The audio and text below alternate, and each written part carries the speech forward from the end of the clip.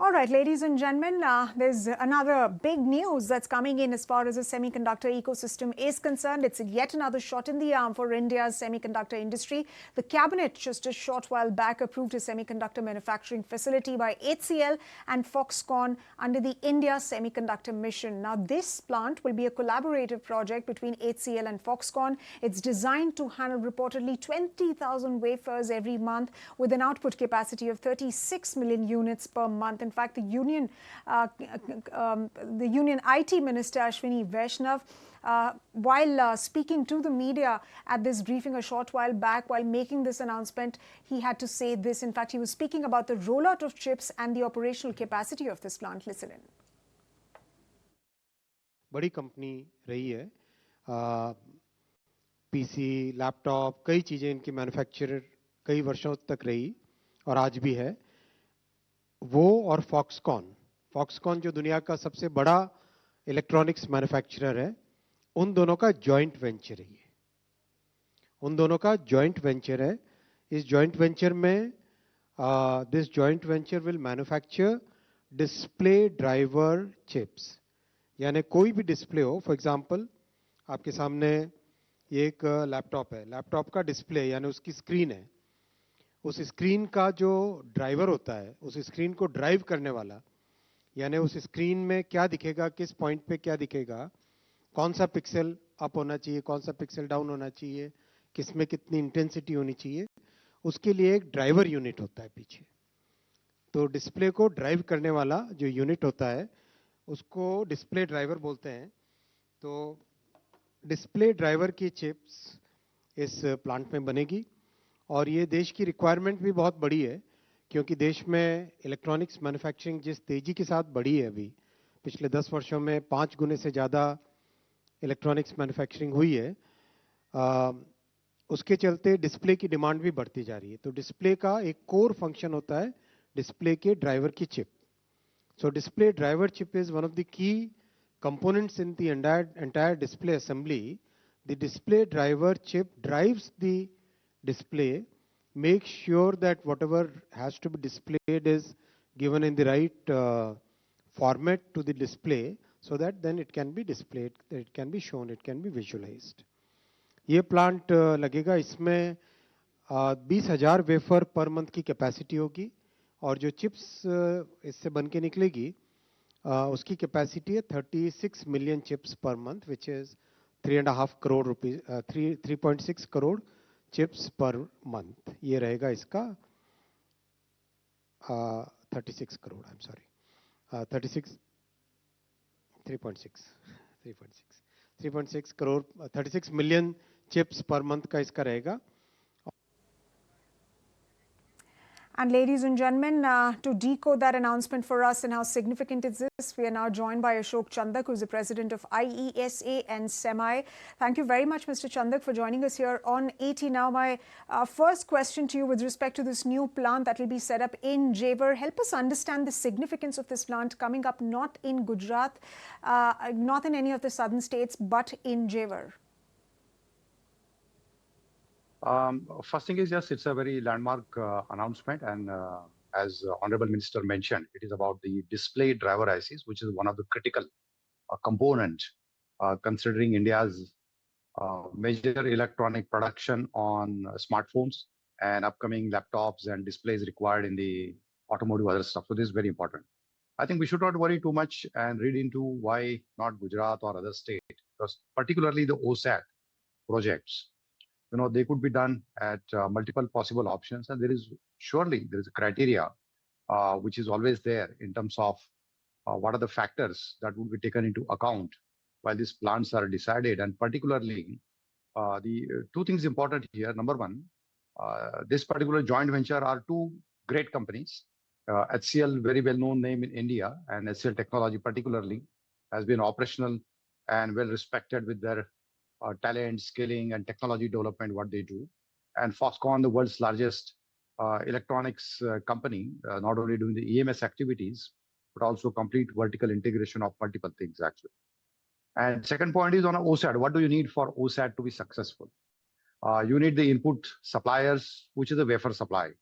Now, wafer supply can come mostly from outside of India. So that means you need for logistic, the airports, which is already there, which is coming up near this plant, what we talked about.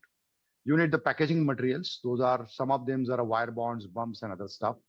You need the downstream applications that the industries, those are going to use these assembled components or packaged components. And that's where the, particularly the UP, Noida area and this belt is well known for its smartphone manufacturing, the electronic manufacturing services, EMS companies. So you have the companies, those are going to use this assembled DDICs, display driver ICs. Then for setting up the plant infrastructure, you need to create a clean room, you need power and utilities, waste treatment. I think these are all doable.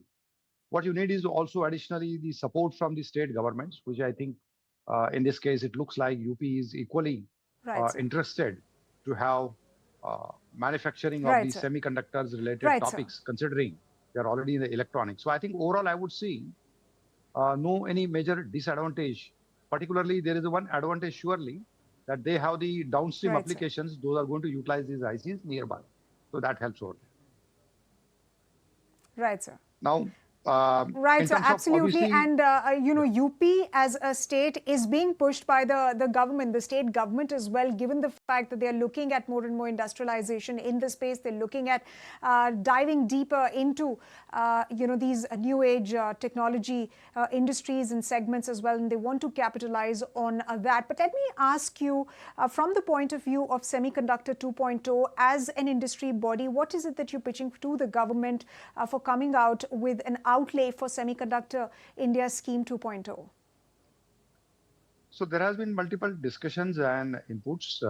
Particularly, the most important point here is the continuation is important.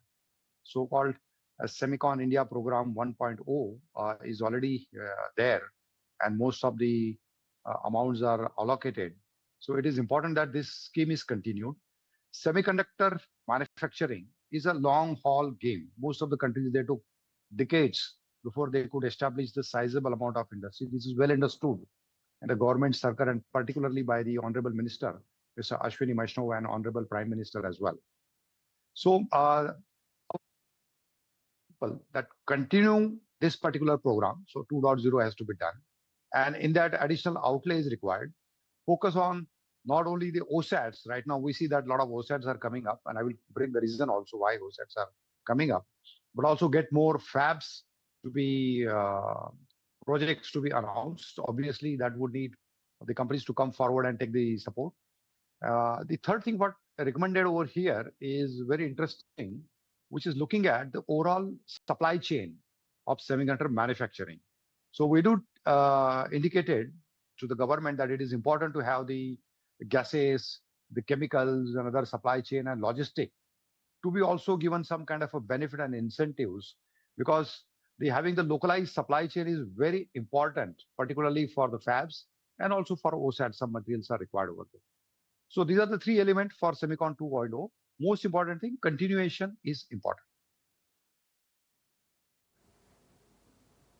Right, so a very important point that you have made with respect to these, you know, OSATs. You say that we do not just need OSATs, but we also need OSATs and not just, you know, fabs. And of course, design seems to be a key theme so far as India's electronics and semiconductor industry is concerned. And that's also been reiterated multiple times by the IT minister as well. But Mr. Chandak, if I have to ask you about the recent developments, for instance, you know, United States has signed a trade deal with China. I want to understand from your point of view on how this is going to impact investments into India, and how exactly are companies looking at the India story vis-a-vis China?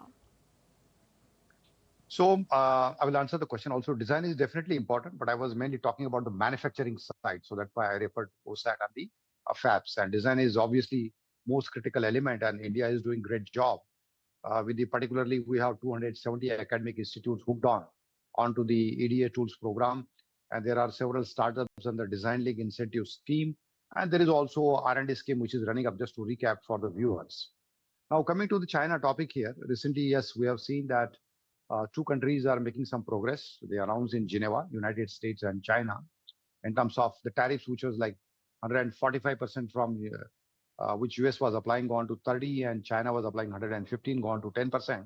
So to me, there are two messages here. Number one, first thing is globally we see easing out of the tension, because these all tariff topic really created a lot of turbulence worldwide.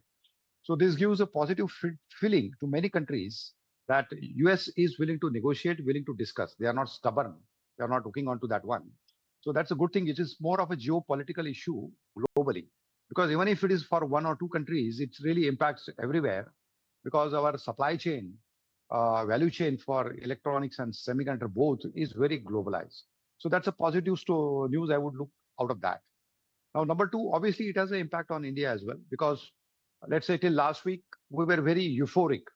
So India, in terms of our various industry partners, in the government circles, people are very euphoric that now, because China is getting a lot of concerns on those import duties, many global companies would try to move out of China, and then India remains one of the first attractive destinations. So euphoria may go maybe reducing to a large extent, but I would see that still everything is not lost, because there is still a positive news in the sense that many companies have started to look at now how do they diversify their entire manufacturing base and a supply chain and ecosystem, because this kind of a turbulence and some knee-jerk reactions could also impact the long-term planning of the various companies. So my view is the global companies, those are very much focused onto China. They would diversify. They would not keep everything in China. They will have to look at alternative destinations. India remains one of the attractive destinations. And with multiple policies which India is doing one by one, including the electronic component scheme, which was announced just a few weeks ago, and is Semicon India program gaining momentum, the electronics manufacturing related stuff, India remains a very attractive destination. Right. Sir. And we're also forecasting almost like $500 billion of our industry. So I'm sure things would come here. Yes, in short term, it looks like there is a cause of concern. Euphoria may die down, but there is still a big opportunity in front of us. Right. So the long-term story with respect to investments into India by global companies, that remains intact. Well, on that note, thank you very much, Mr. Chandak, for taking the time out and speaking with us right here on ET Now on the semiconductor ecosystem and what your expectations are from the government on part 2 of the Semiconductor India scheme. Thank you.